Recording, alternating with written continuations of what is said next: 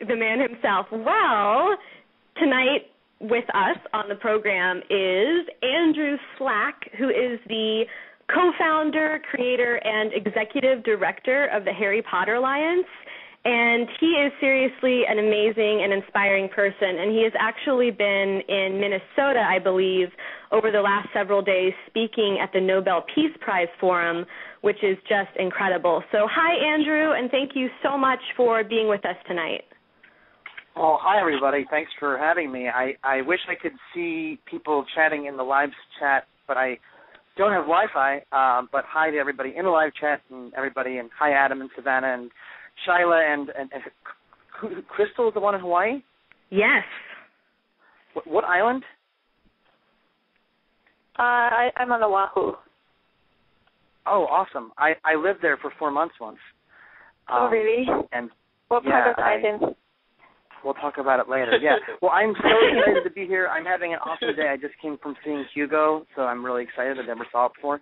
Oh, isn't it great? That's like my second favorite movie of the year. Of last year. It was amazing, amazing, amazing. And it's all going to change for you, Savanna, because of the movie coming up in 18 days. So there you go. I know, exactly. So the reason why Andrew is with us tonight from the Harry Potter Alliance is because they are working on a new segment of their organization called Imagine Better. And one of the things that they are going to be doing is involving other fandoms in their work. And the first campaign that they are doing is actually a Hunger Games-themed campaign. It will officially be launching on the 8th or the 9th, sometime around then, and it's called Hunger is Not a Game. And you might remember that name from some of our older episodes last year. Hunger is Not a Game was the name of an initiative that Shylah started to help send monetary aid to relieve famine in East Africa. And she very generously gifted that name to the Harry Potter Alliance to use because, let's face it, it's an amazing name. So one thing I would like to do, first of all, everyone can go to imaginebetter.org to learn all about this. I'm going to read just a very brief bit of text that they have posted there just so that you guys can all get an idea of what this is going to be about. In the world of the Hunger Games series, everything is controlled by the capital, which uses power and money to punish the districts. The citizens of the capital live in luxury at the expense of the districts, forcing others to live in poverty so that they can enjoy their own wealth.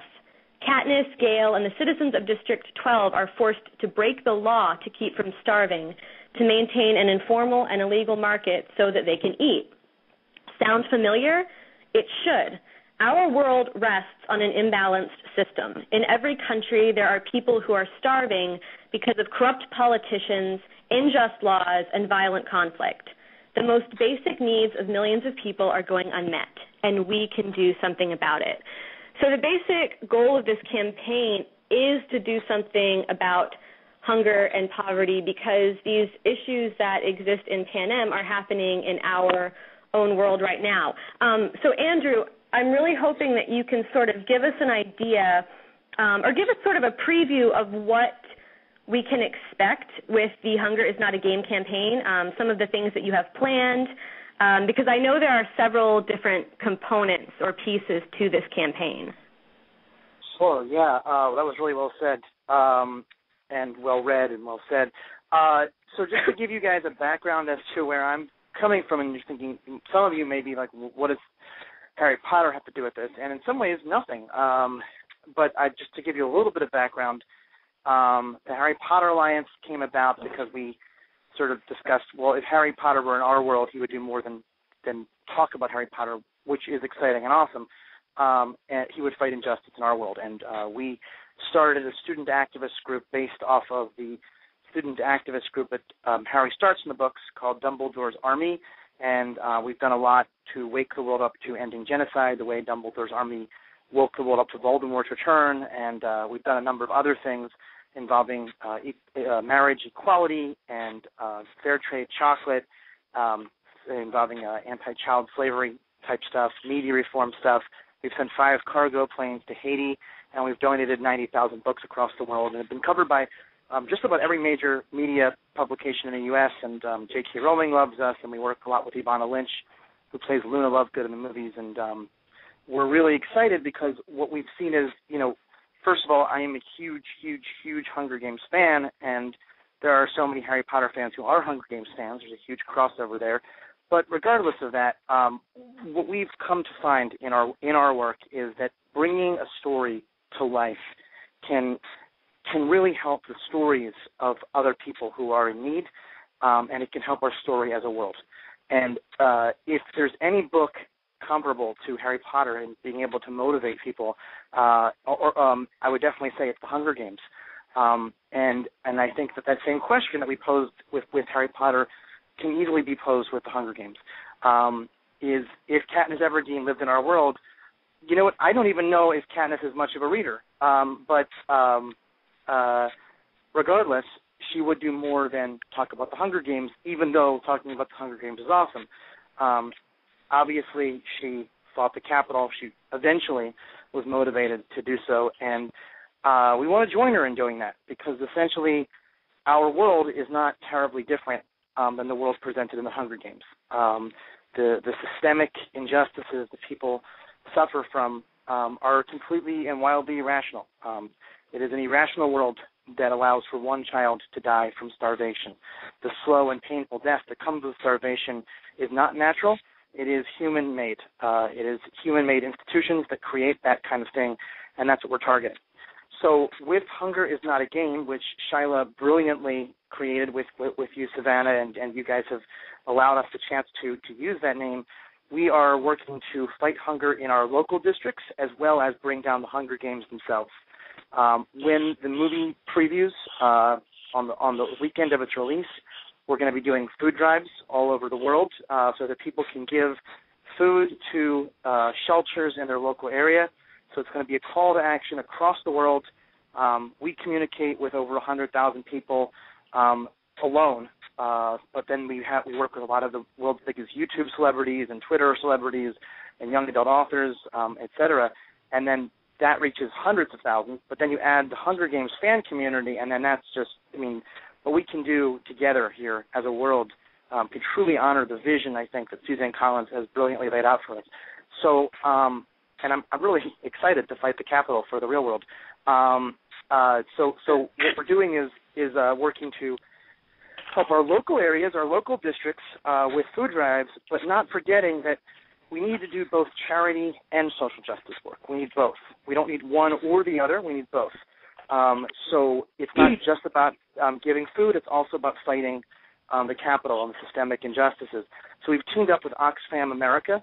Oxfam is a worldwide organization. We're working with the American unit on what their initiative is called the GROW campaign. They're working on 5 different aspects of the causes of hunger, and it's really edgy and really robust, and it's really going to take on hunger in a new and exciting way so that we can better the story of millions of people across our world and for ourselves as a humanity. Very well said. And I think it's really important for all Hunger Games fans to really recognize that there are very real and relevant social issues present in this series, and I think we would sort of be bad fans if we didn't recognize those things and try to do something to help, Did you mention the International Women's Day component? I didn't, not yet, no. So this Thursday, this Thursday is March 8th, right? So this March 8th, this Thursday is International Women's Day. All over the world, people, men and women, are celebrating women and the power that women have in our world. But one of the things that the research that Nicholas Kristof has done from the New York Times and many others have done is that one of the greatest ways to fight poverty, and the power that keeps poverty happening is to empower women. Women make up about half the globe, maybe a tiny bit more, but 51% of the world, and the amount of disempowerment to women globally is just insane and crazy and just anti-human. Not simply anti-woman, but anti-human altogether. And what we're doing with International Women's Day is honoring women across the globe. But what we're doing with Hunger Is Not a Game, the Hunger Games fandom teamed up with the Harry Potter fandom and other fandoms as well, is honoring women. So the Harry Potter Alliance is going to be honoring J.K. Rowling and Hermione Granger, and a couple of the other female characters in Harry Potter, and the Imagine Better Project, which is our project to work with other fandoms, and you guys are the first fandom we're ever going to work with, is going to be honoring Suzanne Collins for her work as a woman and empowering people's imaginations across our world to think about social justice. And we're going to be honoring one of my favorite women in the world, which is Katniss Everdeen. And people can be putting in other ideas on our website to honor fictional characters who are women or young women, young and old, who have inspired them. So you can put in different fictional characters and why, and we'll be highlighting some of the best answers on our Facebook, on our Twitter, on our website, as well as putting in answers as to how Katniss and Suzanne Collins, respectively, have inspired you. So this gives you a chance as fans to have a voice in talking about how different women have inspired you. And if some of our listeners would like to go do that, where exactly should they go? Do they go to imaginebetter.org? Yes, imaginebetter.org will redirect you. There's a section on International Women's Day right there on the website. That's the simplest way to do it. Okay. So to sort of sum up everything, there are kind of two different ways that you can get involved in what the Harry Potter Alliance is doing. The first way is to take part in this International Women's Day celebration. Like Andrew said, International Women's Day is this Thursday, and anytime this week you can go to imaginebetter.org and talk about, which fictional female characters have inspired you. You could talk specifically about Katniss and Suzanne Collins. There will also be some guest blogs from figures in the Hunger Games fandom popping up on the Harry Potter Alliance's website. So we'll be posting those all throughout the week, so keep an eye out for that. And then the sort of hunger-related component should kick off on the 9th. Is that when you guys are hoping to start? That's right. And will there be a live stream? Yes, although because we're hoping for a very special guest, we're hoping that Ivana Lynch, who plays Luna in the movies, will be joining us, and we're in the middle of trying to confirm when she'll be around.